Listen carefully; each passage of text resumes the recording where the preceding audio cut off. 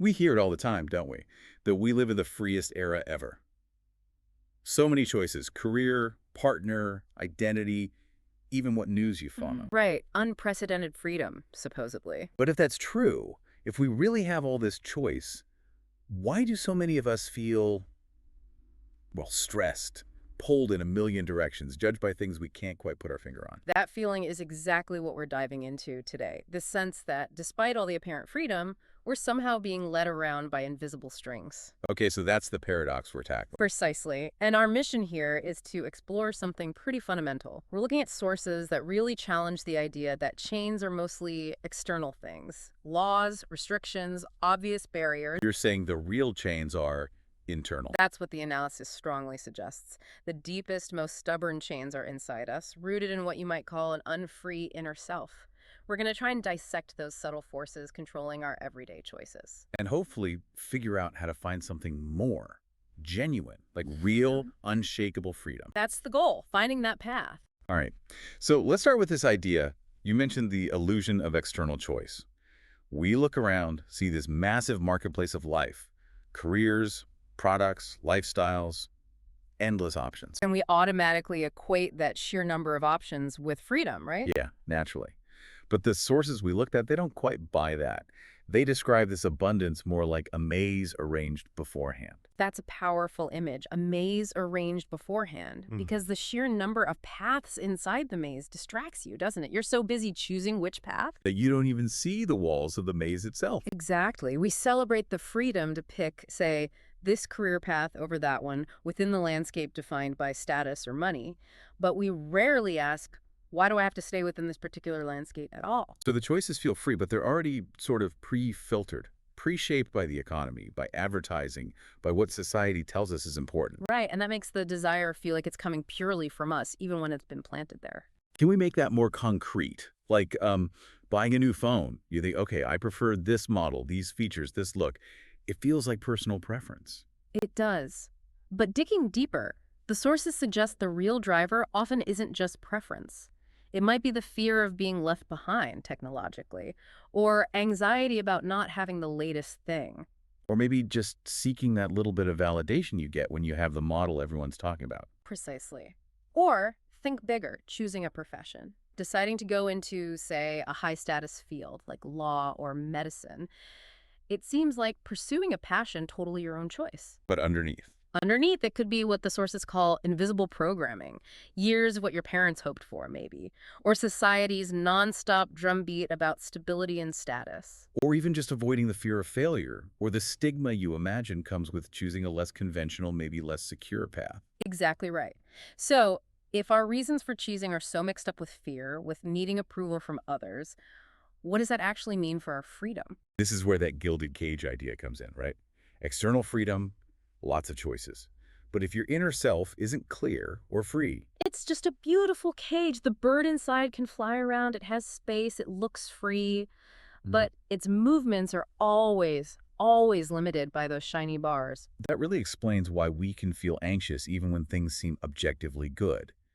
We're chasing this kind of fake freedom. The freedom to buy more, express more easily, consume. But the warning here is that the desire itself for the thing, for the approval that becomes the rope that binds you. Yes, you feel anxious when you don't have it, whatever it is. And then if you get it, you're terrified of losing it.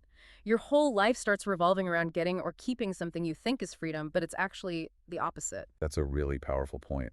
And it leads us nicely into the next area, these invisible chains of social suggestion. Not physical locks, but psychological ones. Exactly. Society binds us pretty effectively without needing actual shackles. It uses things like implicit norms, the unwritten rules, the silent pressure from the majority. And all those standards we just absorbed growing up, right? Like you must be good or obedient or always think the right way. And this works through what psychology calls social suggestion. We have this really deep, innate need to fit in, to conform. It's an old survival instinct from our tribal past.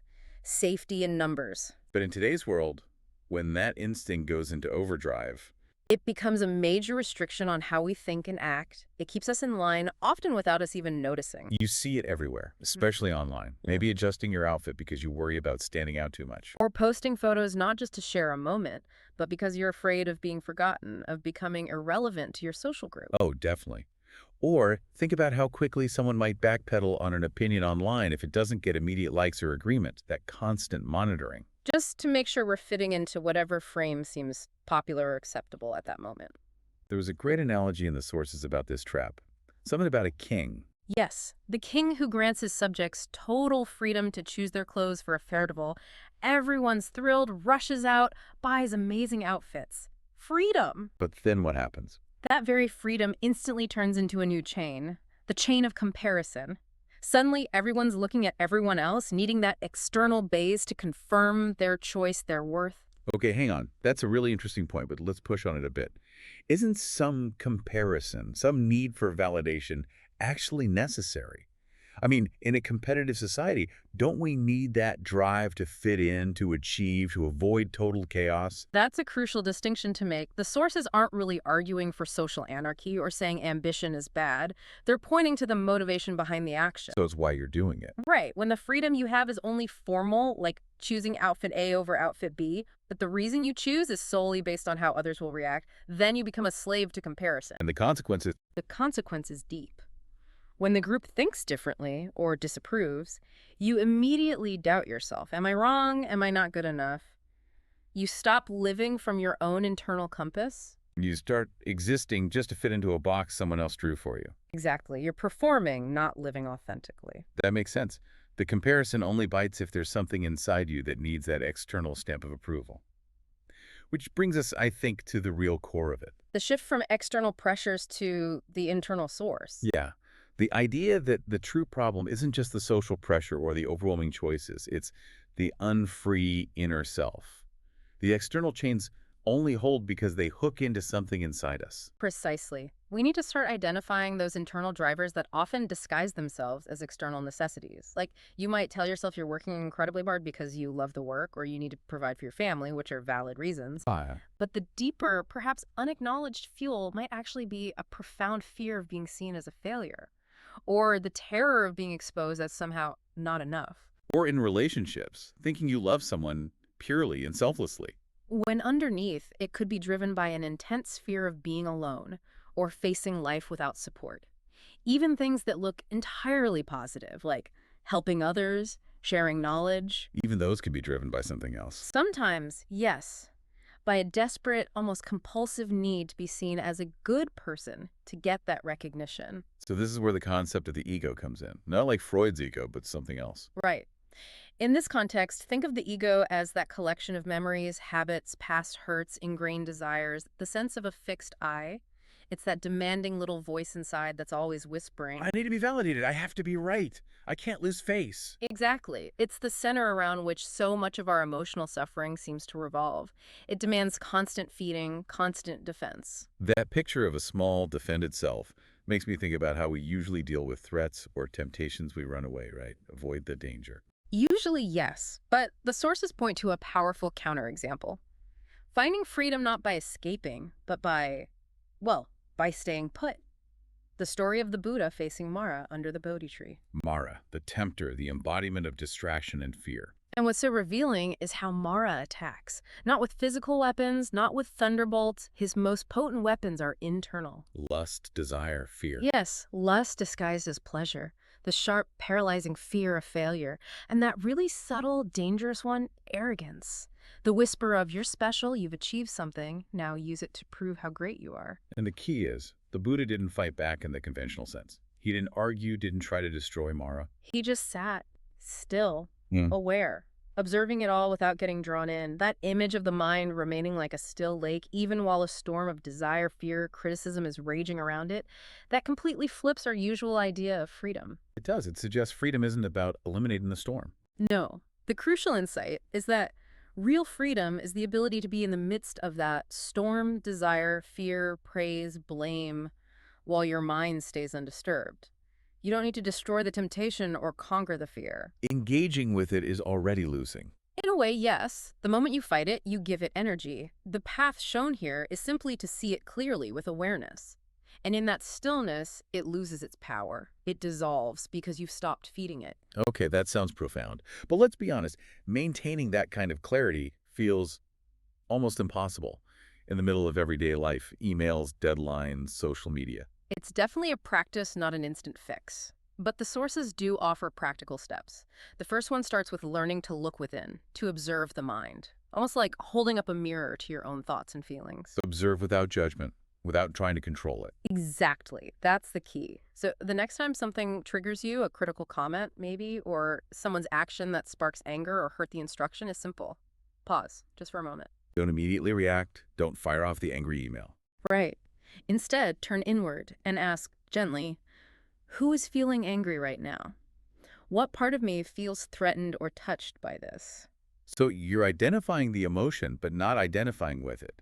Seeing it as a wave passing through rather than being the wave. Precisely. You're separating your awareness from the reaction. You're not suppressing the anger that just makes it fester.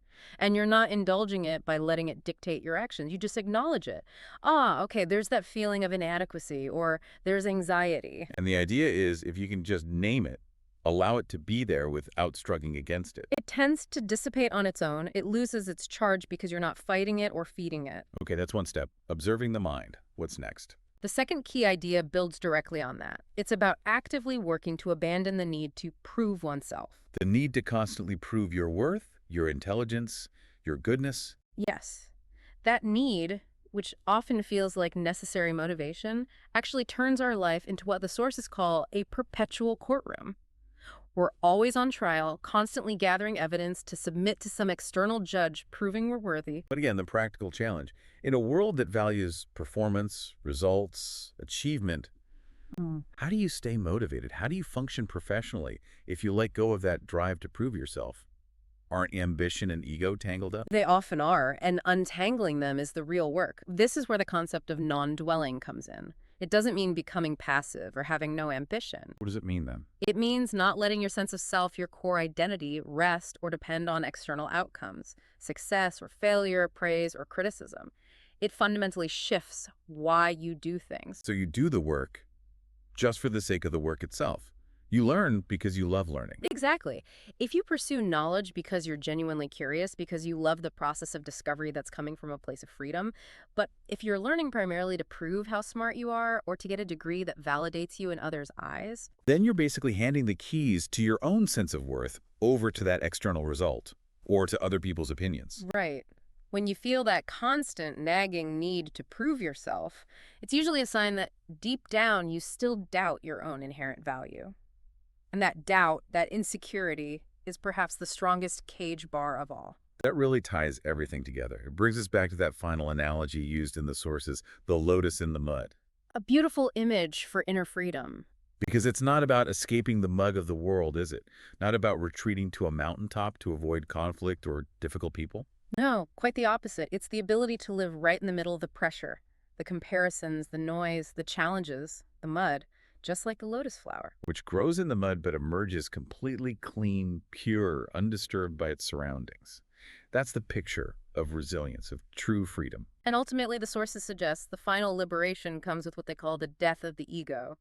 Not physical death, obviously. But the dissolving of that illusion of a fixed, separate, controlling I that needs constant defense. Exactly. When that illusion collapses, what's left to defend? What's left to lose? There's no fixed identity to protect, no self-image constantly under threat. And there's nothing to lose. There's nothing left to fear. The external strings, criticism, praise, expectation, they lose their power because there's nothing solid inside for them to hook onto anymore. So bringing this all back to you, listening right now as you go about your day, your week, what does this mean? It means true freedom isn't some far-off peak you have to climb, some state you achieve after years of effort. It's more about the awareness, the clarity you can bring to this moment, to your breath, to your next step. Yes, realizing perhaps that the chains you feel weren't actually put there by other people or by circumstances. They were forged internally by a narrative fueled by neediness and fear. So maybe a final thought to leave you with. Consider this. If you believe your mind is fundamentally free, why can just one single critical comment, maybe from a stranger online, still make your flesh, your heart pound, maybe even ruin your whole afternoon? What small, everyday act of needing to prove yourself at work, at home, online, could you perhaps choose to notice and maybe even let go of just for today?